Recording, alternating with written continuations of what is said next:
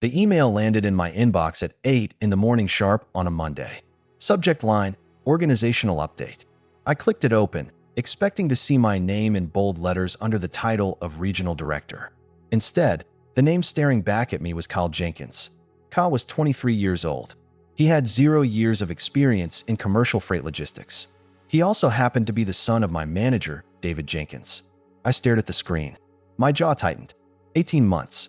For 18 straight months, I worked 60-hour weeks to salvage this branch from bankruptcy. I secured the massive Sterling manufacturing contract. I completely overhauled our routing inefficiencies. David promised me the regional director position. He shook my hand in his office last Thursday and told me the paperwork was routing through human resources. He lied. He used my labor to build a kingdom and then handed the keys to his lazy son. I did not throw my coffee mug. I did not storm into his office. I sat perfectly still and decided right then that David Jenkins would not survive the quarter at this company. I joined Apex Freight Logistics 7 years ago. The business was simple. We moved heavy industrial equipment across the Midwest. It required precision, reliable drivers, and airtight scheduling. I started on the dispatch floor and worked my way up to senior operations manager. David Jenkins was brought in as branch manager 2 years ago. David was a corporate politician. He wore custom suits, played golf on Wednesdays, and delegated every major crisis to me. He only cared about his end-of-year bonuses. When the branch started bleeding money due to rising fuel costs and an aging fleet, David panicked. He pulled me into his office and offered a deal. If I could land the Sterling account and cut our overhead by 15%, he would step aside from daily operations, take a vice president role, and make me regional director. I took the deal. The work was grueling. I arrived at the depot at 5 in the morning to audit the maintenance logs. I spent my afternoons negotiating with vendors for better parts pricing. I spent my evenings on calls with the Sterling executives, convincing them we had the infrastructure to handle their fragile aerospace components. I missed my 20th wedding anniversary dinner because a rig broke down in Ohio, and I had to personally coordinate the emergency transfer. My wife understood, but the look of disappointment on her face fueled my drive to finish the job. I delivered the Sterling contract in October. It injected $4 million in annual revenue into our branch. Our overhead dropped by 18%. I handed the final reports to David. He patted my back, poured us both a glass of scotch, and assured me the regional director title was mine. Then came the Monday email. At 8:15, I walked into David's office. He was sitting behind his mahogany desk, scrolling through his phone. He looked up and gave me a practiced, corporate smile. I closed the door and locked it. I asked him directly why Kyle's name was on the organizational update instead of mine. David leaned back and steepled his fingers. He gave me a rehearsed speech about corporate restructuring and the need for fresh perspectives. He said the board wanted someone with a modern approach to leadership. I told him Kyle spent his summer internship watching videos on his phone and misplacing shipping manifests. David dropped the smile. He told me to watch my tone. He claimed my expertise was too valuable on the operations floor. He said they could not afford to lose my hands-on management style. That was management speak for keeping the workhorse in the field. He then had the audacity to ask me to mentor Kyle. He wanted me to teach his son how to run the branch I saved. I looked him dead in the eye and agreed. I said I would support the transition. David relaxed. He thought I was broken. He thought I was just another loyal company man who would swallow the indignity to keep a paycheck. Kyle arrived at 10 o'clock. He wore a brand new suit that did not fit properly and carried a leather briefcase that looked completely empty. He immediately called a staff meeting. He stood at the front of the conference room and talked for 40 minutes about synergy, disruption, and optimizing the workforce. He used buzzwords he clearly memorized from a podcast on his drive to work. The veteran dispatchers looked at me with pure confusion. I sat at the back of the room and took meticulous notes. Over the next 3 weeks, Kyle proved to be a disaster. He alienated our best drivers by trying to implement a restrictive tracking policy. He insulted the warehouse foreman by questioning the loading times without understanding the safety protocols for heavy machinery. Every time he caused a crisis, David quietly ordered me to fix it. I fixed the schedules. I smoothed things over with the drivers. I kept the branch running. I made Kyle look like a competent leader on paper. I did this because I needed access to David's private files, and being the helpful, submissive subordinate gave me complete access to the executive network. David was greedy. Greedy men always leave a paper trail. If he was arrogant enough to openly steal my promotion to give his son a six-figure salary, he was arrogant enough to steal company funds. I stayed late every night under the guise of helping Kyle organize his weekly reports. Once the office emptied out, I accessed the shared executive drive. I started digging into the vendor contracts David had personally approved over the last 2 years. I looked for anomalies. I looked for companies that provided vague services like consulting, marketing, or strategic alignment. Logistics is a tangible business. We pay for diesel, tires, maintenance, and insurance. We do not pay for strategic alignment. It took me 2 weeks of quiet digging to find the thread. It was buried in the quarterly marketing budget. Apex Freight Logistics sponsored several regional trade shows. David authorized a monthly retainer of $12,000 to a company called Zenith Promotional Solutions. The invoices were perfectly formatted but completely devoid of detail. They charged for brand awareness campaigns and digital outreach. Our branch did not do digital outreach. We hauled steel and machinery. I ran a state business registry search on Zenith Promotional Solutions. The company was registered to an LLC in Delaware. That was a dead end. I needed more. I went into the accounts payable system and pulled the routing numbers for the Zenith payments. Then, I cross-referenced that routing information with the employee direct deposit records. It was a long shot, but lazy criminals often reuse bank accounts. I hit the jackpot. The routing number for Zenith Promotional Solutions matched the routing number for Kyle Jenkins's initial intern payroll account from the previous summer. David had been siphoning $12,000 a month from the branch directly into his son's bank account for over 2 years. Nearly $300,000 stolen under the guise of marketing expenses. He used company money to fund his son's lifestyle, and then he used his executive power to give his son a permanent executive salary. It was incredibly brazen. I printed every invoice. I printed the banking cross-reference. I printed the state registry documents. I compiled a 30-page dossier of irrefutable fraud. I could have gone to the police. I could have called an anonymous tip line, but that would trigger a long, quiet investigation. David would hire lawyers. He might even negotiate a quiet resignation to avoid bad press for the company. I did not want a quiet resignation. I wanted a public execution. I wanted him humiliated in front of the people he spent years trying to impress. The annual regional board review was scheduled for the second week of November. The chief executive officer of Apex Freight, the chief financial officer, and all the regional directors were flying in for a massive presentation. David was treating this event as his coronation. He planned to showcase the massive profit margins from the Sterling account and officially present Kyle to the corporate brass as his prodigy. David tasked me with building the entire presentation. I agreed enthusiastically. I spent days crafting beautiful charts and graphs that highlighted the branch's turnaround. I gave David all the credit in the slides. I made sure Kyle had a dedicated section to speak about his supposed strategic initiatives. I built their stage. Then, I prepared my weapon. I drafted a single email. The recipients were the chief executive officer, the chief financial officer, the entire board of directors, the head of corporate human resources, and the lead auditor for the company. I also blind copied myself. The subject line was clear and direct. Urgent evidence of financial fraud and embezzlement by David and Kyle Jenkins. The body of the email was brief and completely professional.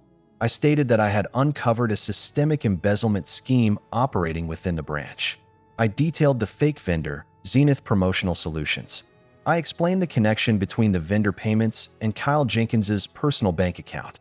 I attached the 30-page dossier as a single, compressed file. I set the email on a delayed send timer. It was programmed to leave my outbox at precisely 15 minutes past 10 on the morning of the board review. The day of the review arrived. The conference room was packed. The chief executive officer sat at the head of the long glass table. The chief financial officer had his laptop open, ready to scrutinize our numbers. David stood at the front of the room, wearing a tailored charcoal suit, practically glowing with smug satisfaction. Kyle sat near the front, trying to look attentive while desperately reviewing the note cards I had written for him. I sat at the very back of the room, next to the projector controls. I checked my watch. It was 10 o'clock. David began the presentation. He spoke grandly about vision, leadership, and the hard decisions he had to make to secure the Sterling account.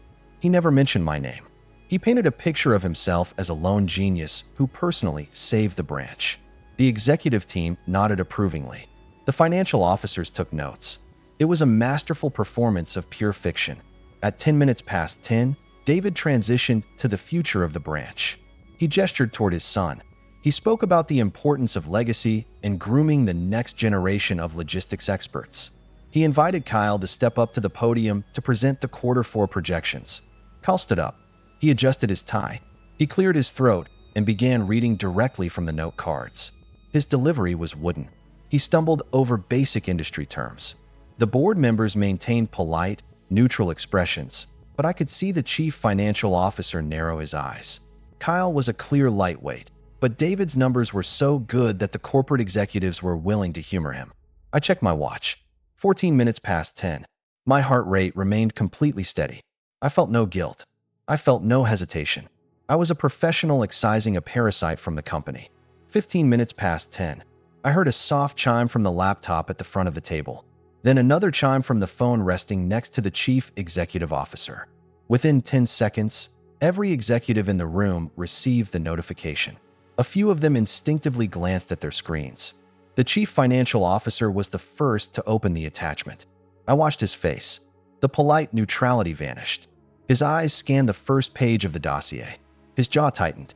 He clicked to the next page, then the next. The chief executive officer picked up his phone, read the subject line, and frowned. He opened the file. The room grew incredibly quiet. Kyle was still talking about synergy and freight optimization, completely oblivious to the shift in the atmosphere. David noticed the distraction. He stopped smiling.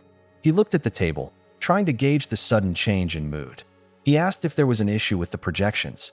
The chief executive officer did not look at David. He looked at the chief financial officer. They exchanged a silent, severe glance. The chief financial officer turned his laptop around to face David. The screen displayed the Zenith Promotional Solutions invoice next to Kyle's direct deposit routing number.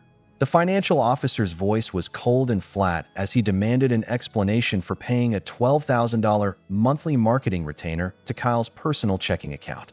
The color drained from David's face instantly. He looked at the screen, looked at Kyle, who had stopped talking and was staring blankly at the executives. David opened his mouth, but nothing came out. The slick, corporate politician was completely paralyzed. He tried to state it was a misunderstanding. The chief executive officer stood up. He ordered the presentation shut down immediately. He turned to the head of human resources and ordered them to suspend their building access and call the legal department. Chaos erupted in the conference room. Kyle dropped his note cards and started asking his father what was going on. David tried to approach the executives, begging for a private conversation. He was ignored. The chief financial officer began rapid-fire questioning, demanding to know how long the fake vendor had been active. I sat at the back of the room and quietly packed up my notebook. I turned off the projector. David suddenly turned and locked eyes with me. He saw the cold, calm expression on my face. In that instant, he knew. He knew I had found the money. He knew I had built the trap. He took a step toward me, his face twisting in absolute rage. He accused me of setting him up. I stood up and slung my bag over my shoulder. I told him evenly that I secured the Sterling account. I fixed the routing, and I did the work. All he had to do was keep his promise. Security arrived 10 minutes later. They escorted David and Kyle out of the building. They were not allowed to return to their desks to collect their personal items. The branch was thrown into immediate shock. The rumor mill ignited before the Jenkins men even reached the parking lot. I went back to my desk and began reviewing the afternoon dispatch logs. 30 minutes later, the chief financial officer walked out onto the operations floor and approached my desk. He asked me to join him in the now-empty branch manager office. I sat across from him. He looked exhausted. He asked me directly how much I knew about the operations of the branch. I told him I ran the branch. I told him I secured the Sterling contract and negotiated the vendor discounts. I handed him the original, unedited reports I had submitted to David months ago, proving my direct involvement in the branch turnaround. The financial officer reviewed the documents. He asked me why I did not come to corporate sooner. I told him I needed absolute, undeniable proof before making an accusation against a superior. The financial officer nodded. He appreciated the thoroughness. He appreciated the cold, calculated efficiency of the dossier. It saved the company weeks of forensic accounting. He stated that the company had a massive leadership vacuum now and the Sterling account could not be jeopardized. He asked if I could keep the branch running. I told him I never stopped running it. By 5 o'clock that evening, a corporate memo was blasted out to the entire company. David and Kyle Jenkins were officially separated from Apex Freight Logistics, pending a full legal investigation. The company would be pursuing criminal charges and full restitution of the stolen funds. The second paragraph of the memo announced my immediate promotion to regional director. I moved into David's office the next morning. I had maintenance remove the mahogany desk and replace it with a standard, functional workstation. I threw away his golf trophies. I called an all-staff meeting at 8 in the morning. I stood at the front of the room. I looked at the dispatchers, the drivers, and the warehouse foreman. I told them the branch was returning to basics. We were going to focus on maintenance, safety, and on-time delivery. I reinstated the old tracking policies. I gave the warehouse foreman full authority over the loading docks again. The relief in the room was palpable. The workers knew me. They trusted me. They knew I understood the gravel and the grease of the business. I heard about David one last time in late spring. The company legal department sent an update. David avoided prison time by liquidating his assets, selling his house, and paying back every cent of the embezzled money with heavy interest. He signed a permanent non-compete clause in the logistics industry as part of the settlement. His reputation was entirely destroyed. No reputable corporate entity in the Midwest would hire him. I heard Kyle ended up working a retail job at a hardware store 2 towns over. They lost everything because they could not recognize the value of the person actually doing the work. I left the office at 5 o'clock on a Friday. The loading dock was clear. The trucks were fueled and staged for the Monday morning runs. I locked the front doors and walked out to my car. I drove home, completely leaving the work at the depot. I walked into my house, greeted my wife, and we sat down for dinner. I had my title. I had my pay. I had the respect of my crew. I did not have to shout, and I did not have to break anything. I simply let a greedy man build his own trap, and I handed the trigger to the people who could destroy him. I slept perfectly that night.